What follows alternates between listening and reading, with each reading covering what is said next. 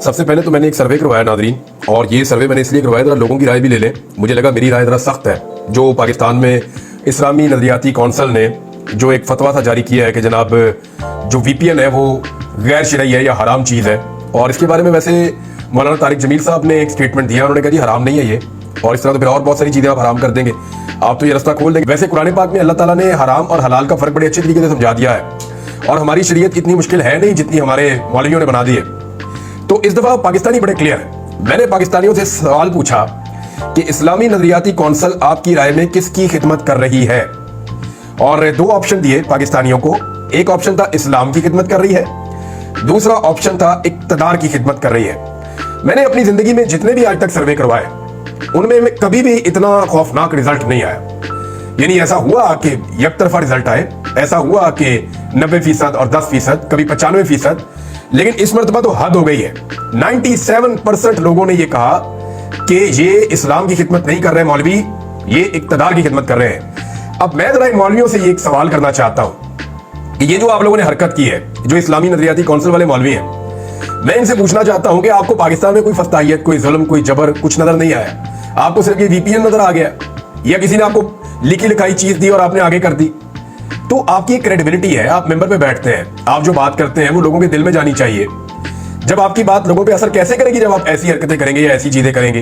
यानी ये कोई आज की कहानी नहीं है, ये मौलवी हमेशा से ऐसे ही करते हैं। और एक मैं आपको इसके अंदर एक स्टोरी पढ़ के सुनाता हूँ। ये इरशाद अहमद आरिफ साहब ने, बड़े सीनियर जर्नलिस्ट हैं, उन्होंने एक छोटा सा एक वाकया शेयर किया है कि अंग्रेज ने जब करेंसी नोट मुतारिफ करवाया तो 500 के करीब उलमा इकराम ने उसके खिलाफ फतवा मुरतब कर दिया कि ये करेंसी नोट जो है ये हराम है। ये फतवा मौलाना अब्दुल हक हक्कानी को दस्तखत के लिए पेश किया गया, तो हजरत ने फरमाया कि करेंसी नोट चल जाएगा, मेरा फतवा नहीं चलेगा, मैं दस्तखत नहीं करूंगा। VPN के खिलाफ इस्लामी नजरियाती कौंसिल का फतवा सुनकर मुझे वो वाकया याद आ गया।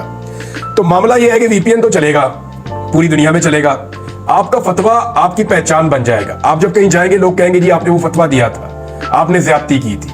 और लोगों की जो राय, 97% लोग जो है वो मौलवियों के और उनके फतवे के खिलाफ हो गए। मौलवी कह रहे हैं नहीं जी नहीं, ये गलत बात कर रहे हैं, ये इस्लाम की खिदमत नहीं कर रहे हैं, ये इक्तदार की खिदमत कर रहे हैं। तो करें जनाब आप इक्तदार की खिदमत। और आप ही से हमने इस्लाम सीखा, हमने किताबें पढ़ी, कुरान पाक पढ़ा, तो हमें तो ये चीज बड़ी क्लियर हो गई है कि एक दिन हम सारे मर जाएंगे और मरने के बाद हमें अपने अमाल का जवाब देना पड़ेगा। तो जो जो दो नंबरियां जिसने की है, और जिसने इतने सारे इल्म के बावजूद की है, जिसने दीन को ज्यादा, कोई बंदा लाइलम हो, जाहिल हो, उसे पता ही ना हो तो अलग बात है। आप उलमा इकराम है, अगर आप ये करेंगे तो फिर आपको तो जवाब शायद ज्यादा सख्त देना पड़ेगा। बहाना ये बनाया गया कि फहाशी वाली जो वेबसाइट्स हैं वो इसमें लोग देखते हैं VPN लगा के, लिहाजा इसलिए VPN को बैन कर दिया गया। एक्चुअली जो फौश वेबसाइट्स है ना वो नहीं लोग देखते। असल में डर इस बात का नहीं है, इस बात का डर होता तो VPN कई सालों पहले बंद हो जाते। जो निजाम की फहाशी और उसका नंगापन है ना वो सामने आता है VPN के जरिए से आजकल, क्योंकि VPN ना लगाए तो इन्होंने वेबसाइट्स बंद की हुई है, सोशल मीडिया की एप्लीकेशंस बंद की हुई है।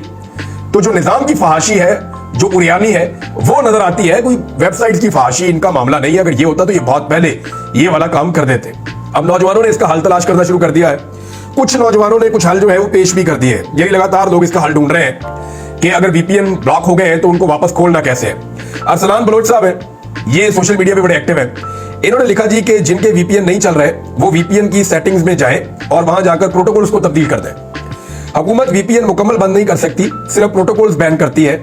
इस वक्त UDP प्रोटोकॉल को मुकम्मल काम कर रहा है, जो UDP प्रोटोकॉल है वो मुकम्मल काम कर रहा है पाकिस्तान में, या आप इसे तब्दील भी कर सकते हैं। जो बेहतर काम कर रहा हो उसे आप सेलेक्ट कर दें, तो आप प्रोटोकॉल जाके तब्दील करें। यहां से आप जाएं, उसके अंदर VPN की सेटिंग में जाएं जो आपके पास है, उसके अंदर जो प्रोटोकॉल्स हैं उनको तब्दील कर दें।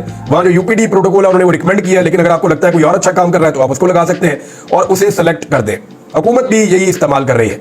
अगर हुकूमत ये चारों प्रोटोकॉल्स बंद कर दे तो वो खुद भी इस्तेमाल नहीं कर सकेंगे। ये साथ उन्होंने जो है ना प्रोटोकॉल्स की जो है वो एक तस्वीर भी, स्क्रीनशॉट भी शेयर किया हुआ है। ये थैंक्स टू अरसलान बलोच, ये मैंने उनसे लेकर ये इन्फॉर्मेशन पढ़ी है। और भी बहुत सारे दोस्तों ने मैसेजेस किए, अब सबके पढ़ूंगा तो पूरा वीलॉग इसी पे हो जाएगा। अब मुल्क जो है वो पूरा बंद होने जा रहा है। कैसे? इमरान खान जब भी एहतजाज की कॉल देते हैं ना, इमरान खान साहब को मुल्क बंद नहीं करना पड़ता। इमरान खान जिस शहर में कॉल देते हैं वो सुबह खुद ही बंद हो जाता है। इस्लामाबाद में कॉल देते हैं तो आसपास के सारे इलाके, शहर जितने वहां पे इजला है वो सारे खुद ही बंद हो जाते हैं। इमरान खान साहब की कॉल देने की देर है, हुकूमत ने सारे शहर खुद ही बंद कर देने, और ये आप होता हुआ देखेंगे। और एक बंदिश होगी जो लगातार चलेगी चंद दिनों तक। एतवार की इमरान खान साहब की कॉल है तो ऐसा लगता है कि 24 तारीख के बाद काफी दिनों तक हुकूमत जो है वो उनको शायद बंद रखना पड़ेगा, पाकिस्तान पूरे को। वैसे भी पाकिस्तान बंद हो रहा है, लॉकडाउन के नाम के ऊपर बंद हो रहा है, वीपीएन तो बंद ही कर दिया गया है, बहुत सारी और चीजें पाकिस्तान में बंद है, बच्चों के स्कूल भी बंद कर दिए गए हैं, कहीं 3 दिन की छुट्टियां दी गई हैं, कहीं कहा जा रहा है कि अगले हफ्ते से हम लोग बंद करेंगे, कहीं सड़कें बंद कर रहे हैं, कहीं खुदाइयां कर रहे हैं, कहीं कंटेनर जमा कर रहे हैं। और कंटेनर वालों ने वैसे 2-2 चाबियां ज्यादा भी बना ली हैं कि ये जब हमारा दाव लगेगा हम कंटेनर उठा के अपना निकल जाएंगे। हर कंटेनर के साथ तो पुलिस वाला खड़ा नहीं हो सकता। अब एक और चीज है जी कि उलमा का जो ये फतवा आया है, या ये इस्लामी नजरियाती काउंसिल का जो एक प्रेस रिलीज है, इसको बाकायदा पाकिस्तान टेलीविजन ने, आपको पता है कहां पे अवाम को खबर देने के लिए पोस्ट किया? एक्स के ऊपर। कैसे पोस्ट किया होगा सोचिए जरा आप, वीपीएन के जरिए किया होगा ना। ये भी कल वज़ीर आज़म ने जो पोस्ट की थी वो कैसे की थी? वीपीएन के जरिए की थी। पाकिस्तान के सारे वुज़रा, पाकिस्तान के सारे इदारे सब वीपीएन इस्तेमाल कर रहे हैं, और वीपीएन का इस्तेमाल पाकिस्तान के सरकारी मुल्ला कह रहे हैं कि ये गैर शरई है। कितनी बड़ी ज्यादती है। यानी सबसे पहले तो इनके ऊपर गैर शरई हरकत करने पे इनके खिलाफ तो सुप्रीम कोर्ट में और अदालतों में जाना चाहिए, और अदालतों में जाके इनके खिलाफ कार्रवाई करवानी चाहिए 63A की, जनाब ये तो गैर शरई हरकतें कर रहे हैं, ये तो अब सादिक और अमीन ही नहीं रहे, लिहाजा इनको इनके ओहदों से फारिग कर दिया जाए। नाज़रीन, एक और गवाही आई है, और इस दफा गवाही दी है सुहेल बड़ाइश साहब ने। इमरान खान साहब के सख्त नाकिद है, इमरान खान साहब के सख्त खिलाफ है, नवाज शरीफ के और जरदारी साहब के बहुत बड़े हामी है।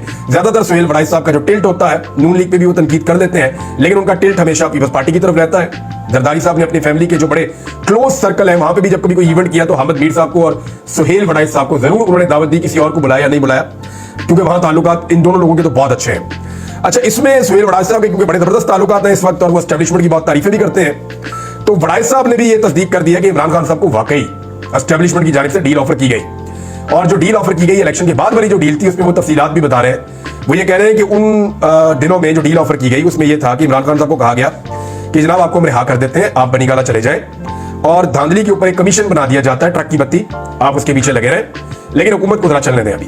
तो इमरान खान साहब ने साफ इनकार कर दिया, उन्होंने कहा जी मेरा मैंडेट वापस करो। अब जो मैंडेट वापस करने वाला मामला ना, यही तो एक फंसा हुआ है। इमरान खान साहब के किसी और मामले पे इतना प्रॉब्लम नहीं है, प्रॉब्लम है मैंडेट वापस करने वाले मामले का। ये बड़ी 2 नंबरी करके, फ्रॉड करके ये मैंडेट लिया गया है, और जिस तरह ये मैंडेट चोरी किया गया है, इस पे आर्टिकल 6 के मुकदमे बनते हैं उन तमाम जिम्मेदारों के ऊपर जो रिस्पॉन्सिबल है ये गंद डालने के लिए, जिन्होंने ये पाकिस्तान में गंद फैलाया है ना, फॉर्म 47 के जाली फॉर्म दे देकर जो हुकूमत उन्होंने तैयार की है, और उस हुकूमत ने जो पाकिस्तान के साथ किया कि पाकिस्तान के निजाम की चूल्हे ला के रख दी है, आम आदमी का बेड़ा गर्क कर दिया उन्होंने, तो इसके पीछे बड़े बड़े मुकदमे बनते हैं, इनके ऊपर तो आर्टिकल 6 लगना चाहिए। अब वो ये कहते हैं जी निजाम को ना छेड़े इमरान खान साहब, मैंडेट की बात ना करें, बाकी कोई बात करनी है तो कर दें। लेकिन इमरान खान साहब जनाब निकल रहे हैं अपने लोगों को, उन्होंने कह दिया जी निकलो, निकल कर एहतजाज करो। नौजवान बहुत बड़ी तादाद में तमाम शहरों में प्रोग्राम कर रहे हैं, बगैर अनाउंस किए प्रोग्राम कर रहे हैं, यानी सियालकोट में प्रोग्राम हुए, पंजाब के मुख्तलिफ शहरों में प्रोग्राम हुए, और बड़ी तेजी से वर्करों के अंदर कंपेन चल रही है। रावलपिंडी में डोर टू डोर कंपेन चल रही है, बाजारों में लोग घूम रहे हैं, हर जगह पे जाके लोगों को मोटिवेट किया जा रहा है। पाकिस्तान तहरीक इंसाफ डिफरेंट तरीके से इस दफा अपनी कंपेन बना रही है। तहरीक इंसाफ वो मीडिया नहीं खेल रही, वरना ये मीडिया तो ये भी कहता था कि 8 फरवरी 2024 को पाकिस्तान तहरीक इंसाफ को 10-20 सीटें मिलेंगी, लेकिन पाकिस्तान तहरीक इंसाफ ने इतने वोट लिए कि उनके आधी से ज्यादा सीटें छीनने के बावजूद आज भी वो पार्लियामेंट की सबसे बड़ी जमात है। तो इस मीडिया पे तहरीक इंसाफ किसी तरह भी भरोसा नहीं कर सकता, ना इनके ऊपर इन्हिसार कर सकता है। लिहाजा तहरीक इंसाफ ने अपने जो सेकंड टियर है वर्कर्स की, उनको इस्तेमाल किया, और जो लोग पब्लिक में पॉपुलर फेसेस हैं उनको इस्तेमाल किया, अपने ओहदेदारों को इस्तेमाल किया, और आम नौजवान निकल के पंफलेट लेकर जा रहे हैं, लोगों को मिल रहे हैं, मुलाकात कर रहे हैं, उन्हें बता रहे हैं कि क्यों जरूरी है 24 तारीख को इमरान खान की कॉल पे बाहर निकलना। छोटे छोटे गली मोहल्लों के अंदर जो है वो कॉर्नर मीटिंग्स हो रही हैं। तो इस दफा पंजाब में स्ट्रेटेजी डिफरेंट है, खैबर पख्तूनख्वा के अंदर जो है वो स्ट्रेटेजी डिफरेंट है। इस हिकमत अमली के साथ पाकिस्तान तहरीक इंसाफ एक बड़ी मुसीबत खड़ी कर सकती है मौजूदा हुकूमत के लिए। अच्छा, एक चीज मैं आपको और बताता हूं नाज़रीन, ओवरसीज पाकिस्तानी अपने घर में सो भी रहे होते हैं ना, तो मियां साहब को नींद कोई नहीं आती। इन्होंने मियां साहब को ज़ेनी मरीज बना दिया, बल्कि सारे खानदान को ज़ेनी मरीज बना दिया। मियां साहब का मैंने चेहरा देखा, अस्तगफिरुल्लाह, यानी मैं डर गया था वो तस्वीर देख के, सोशल मीडिया पे किसी ने पोस्ट की हुई थी। यानी उनकी आंखों में जैसा खौफ था, चेहरे के जो तासुरात थे मियां साहब के, जैसे उन्होंने वो नीचे वाला मास्क लगाते हैं, और जो उनकी सूरत हाल थी, मैं सीरियसली डर गया था देख के, और मैंने तौबा की, मैंने कहा या अल्लाह ये क्या कर दिया तू, ये क्या हो गया इस आदमी के साथ। यानी जो इंसानों को दुख देगा, इंसानों को तकलीफ देगा, जुल्म करेगा, बर्बरियत करेगा, जबर करेगा, फस्तायत करेगा, उसको फिर इस दुनिया में भी देखना पड़ता है। मियां साहब ने बहुत जुल्म किया है लोगों के ऊपर, और जो हाल ही में गुज़िश्ता 2-2.5 साल में मियां साहब ने और उनके खानदान ने मिलकर जुल्म किया, वो अब उनके चेहरे पे नजर आना शुरू हो गया है। बात करते हैं तो बात पूरी नहीं कर पाते, शेर पढ़ते हैं तो लोगों को याद कराना पड़ता है कि जनाब यहाँ से ये जुमला 2-2, 3-3 दफा उनको याद करवाना पड़ता है। बहुत अजीब सूरत हाल है मियां साहब की, और डरे हुए सहमे हुए। वो जो ओवरसीज पाकिस्तानी है, वो नौजवान अपने घर में भी सो रहे हो ना, तो मियां साहब रास्ते तब्दील करते रहते हैं। और एक चीज मैंने बड़ी अजीब देखी, जो सहाफी है ना बरतानिया में, जो मियां साहब के घर के बाहर खड़े होते हैं, बड़ी कामयाबी से पीएमएलएन ने, मुझे ऐसा लगता है कि उनको अपनी तरफ कर लिया।